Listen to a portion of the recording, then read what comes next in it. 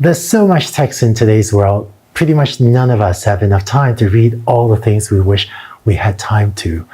So one of the most exciting applications I've seen of large language models is to use it to summarize text. And this is something that I'm seeing multiple teams build into multiple software applications. You can do this in the ChatGPT web interface. I do this all the time to summarize articles so I can just kind of read the content of many more articles than I previously could. And if you want to do this more programmatically, you'll see how to in this lesson. So with that, let's dig into the code to see how you could use this yourself to summarize text. So let's start off with the same static code as you saw before of import OpenAI, load the API key, and here's that get completion helper function. I'm going to use as the running example the task of summarizing this product review. Got this panda plush toy for my daughter's birthday who loves it and takes it everywhere, and so on and so on. If you're building an e-commerce website and there's just a large volume of reviews, having a tool to summarize the lengthy reviews could give you a way to very quickly glance over more reviews to get a better sense of what all your customers are thinking. So here's a prompt for generating a summary. Your task is generate a short summary of a product review from an e-commerce website, summarize the review below, and so on, in at most 30 words. And so this is soft and cute, panda plush toy loved by daughter, bit small for the price, arrive early. Not bad, it's a pretty good summary. And as you saw in the previous video, you can also play with things like controlling the character count or the number of sentences to affect the length of this summary. Now, sometimes when creating a summary, if you have a very specific purpose in mind for the summary, for example, if you want to give feedback to the shipping department, you can also modify the prompt to reflect that so that it can generate a summary that is more applicable to one particular group in your business. So, for example, if I add to give feedback to the shipping department, and let's say I change this to start to focus on any aspects that mention shipping and delivery of the product. And if I run this, then again, you get a summary, but instead of starting off with soft and cute panda plush toy, it now focuses on the fact that it arrived a day earlier than expected. And then it still has, other details then.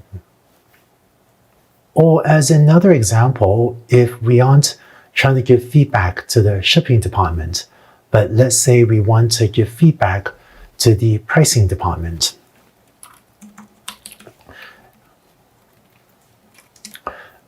So the pricing department is responsible for determining the price of the product, and I'm going to tell it to focus on any aspects that are relevant to the price and perceived value. Then this generates a different summary that it says, maybe the price may be too high for a size. Now, in the summaries that I've generated for the shipping department or the pricing department, it focus a bit more on information relevant to those specific departments. And in fact, feel free to pause the video now and maybe ask it to generate information for the product department responsible for the customer experience of the product, or for something else that you think might be interesting to an e-commerce site. But in these summaries, even though it generated the information relevant to shipping, it had some other information too, which you could decide may or may not be helpful. So depending on how you want to summarize it, you can also ask it to extract information rather than summarize it. So here's a prompt that says your task to extract relevant information to give feedback to shipping department. And now it just says product arrived a day earlier than expected without all of the other information, which was also helpful in a general summary, but less specific to the shipping department if all it wants to know is what happened with the shipping. Lastly, let me just share with you a concrete example for how to use this in a workflow to help summarize multiple reviews to make them easier to read. So here are a few reviews.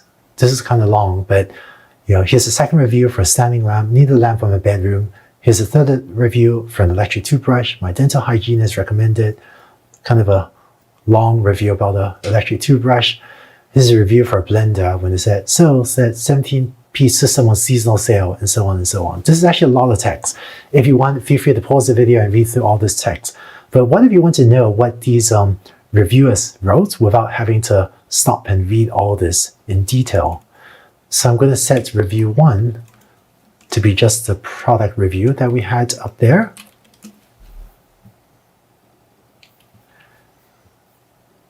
And I'm going to put all of these reviews into a list. And now if I implement a for loop over the reviews. So here's my prompt. And here I've asked it to summarize it in at most 20 words. Then let's have it get the response and print it out. And let's run that. And it prints out the first review is that Panda toy review, summary review of the lamp, summary review of the toothbrush, and then the blender. And so if you have a website where you have hundreds of reviews, you can imagine how you might use this to build a dashboard to take huge numbers of reviews, generate short summaries of them so that you or someone else can browse the reviews much more quickly, and then if they wish, maybe click in to see the original longer review. And this can help you efficiently get a better sense of what all of your customers are thinking. All right, so that's it for summarizing. And I hope that you can picture, if you have any applications with many pieces of text, how you can use prompts like these to summarize them to help people quickly get a sense of what's in the text, the many pieces of text, and perhaps optionally dig in more if they wish. In the next video, we'll look at another capability of large language models, which is to make inferences using text. For example, what if you had, again, product reviews and you wanted to very quickly get a sense of which product reviews have a positive or a negative sentiment? Let's take a look at how to do that in the next video.